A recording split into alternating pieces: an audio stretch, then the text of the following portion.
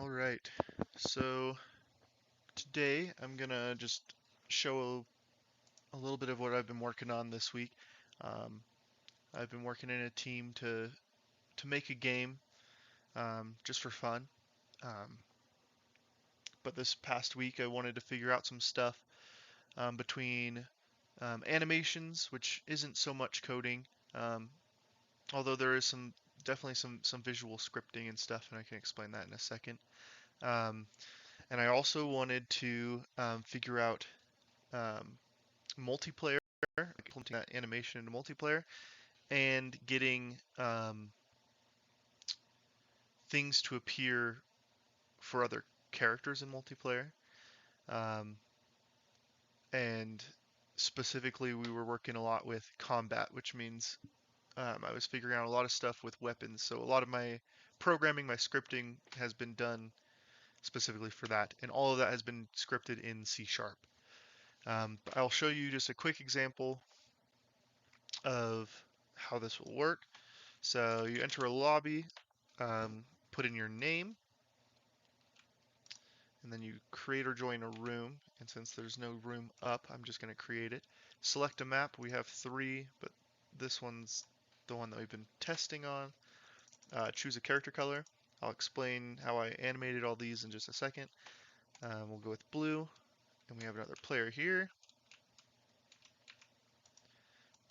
And each shot that I send causes an animation to play until he dies. Animations will play for the user, but they will also be synced to each additional player across the server. Um, but yeah, so that's how it's going to look. I'll quickly go through some of the scripts and how we do animation. So starting with scripts, all of the scripts we did. So we worked with specifically the weapon and the bullet script, but we had to work with all of them to get everything working. Um, we can jump into the weapon script though, because it is the easiest to understand. Um, so what we have here basically um, is we have an update function that is called every frame, and then we check if view is mine, and view is something that's super nice. It's in one of the packages that we've been using um, to um, get online functionality working, multiplayer. It's called Photon. So we're using Photon View, and we basically say, hey, if this character is being created by my computer, um, then we can call this shoot function. For a while, we were getting an issue where when you shot, every single character on the screen would shoot. Um, and then we send we created an RPC function, which is super helpful, which basically calls this function on everyone's computers separately at the location that your character is at.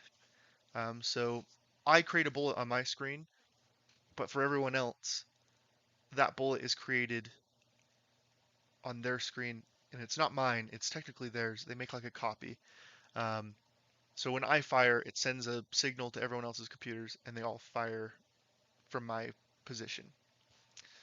Um, so that's super simple. And then you'll notice that we have the bullet prefab, which is a game object.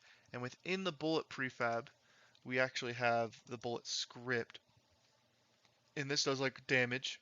So we have like a variable for damage. We have a variable for the speed that we can mess with. And we give it a velocity with that speed. And then when it hits something, basically, enemy just means it has a health script on. So if there's a health script on it, whatever it hit, I guess, um, we're gonna take damage, and we take whatever our value for damage is.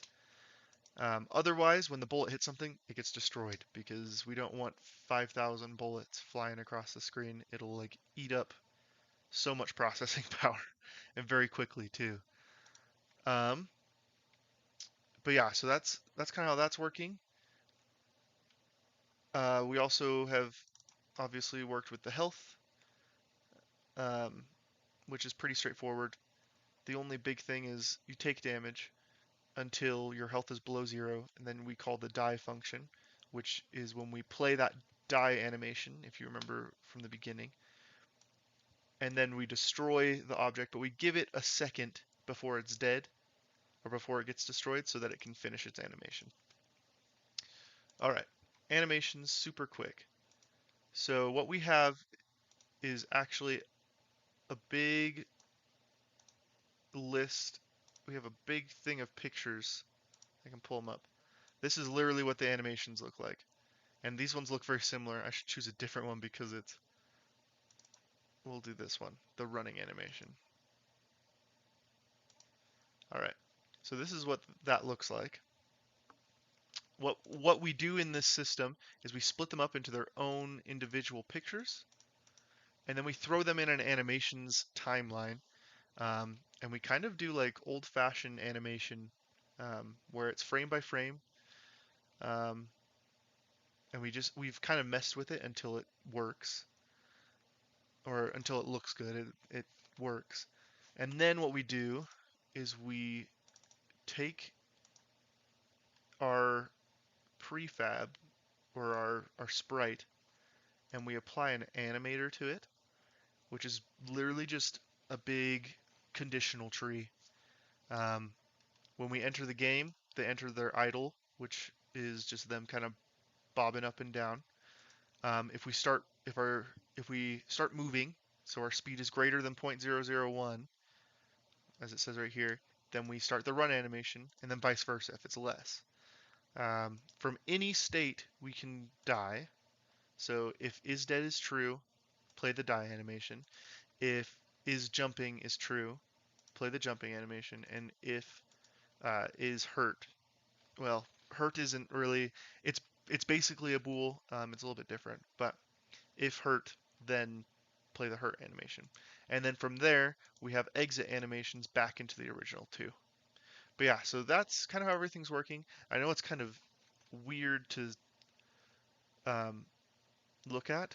Um, the scripting makes more sense, but the some of like this visual programming is definitely a little bit strange. But yeah, so that's what I've been working on this week, along with a couple of people that have been helping me. So that is what we've been doing.